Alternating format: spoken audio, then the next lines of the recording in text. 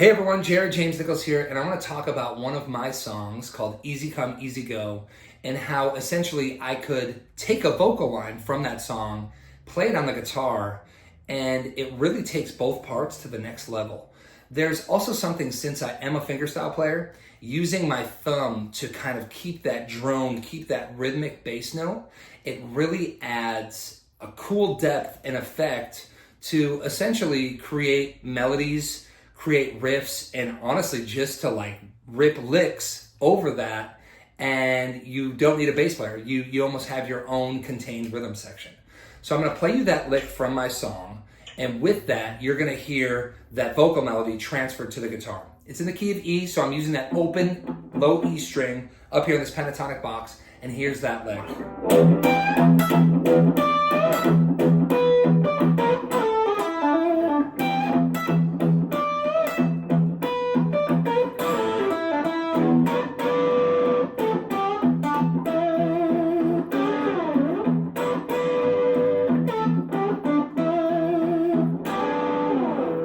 So that's the lick, using that low E to kind of keep it chugging along, and then riding on top of that.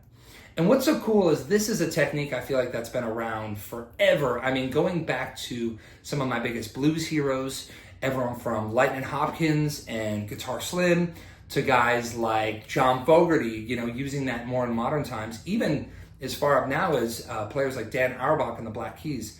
It's this simple technique of using a melody with a drum note that kind of gives you a very cool sound. So let's take E major pentatonic. I'll play a riff using that low E, and it could give you a really nice kind of melody to create off of. So we'll go.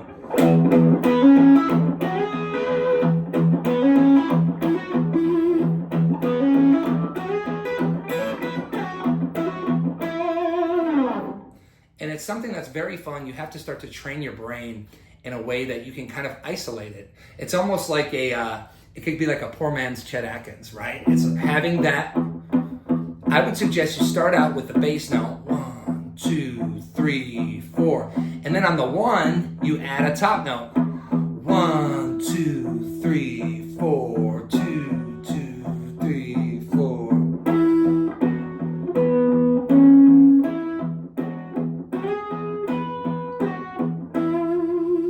And you're able to start making all of these lines. And it really helps me out too, being in a trio, having that sense of bass with a melody or even with a riff. So check this out. Take this riff, we're in the key of E, we're up here, I'm gonna play a riff, and we're gonna have that low bass underneath it.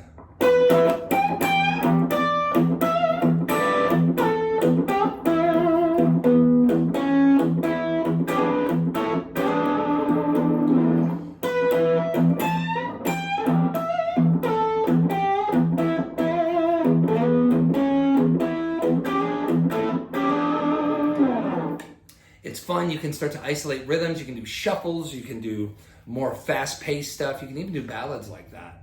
But all in all, this is a really cool technique that helped me as a songwriter open up a different door and see a different side of utilizing vocal melodies on my guitar with a bass note. Try it in your own playing. I think you'll be surprised with the cool ideas and kind of new takes on different old, well-worn things you've been doing. Super fun.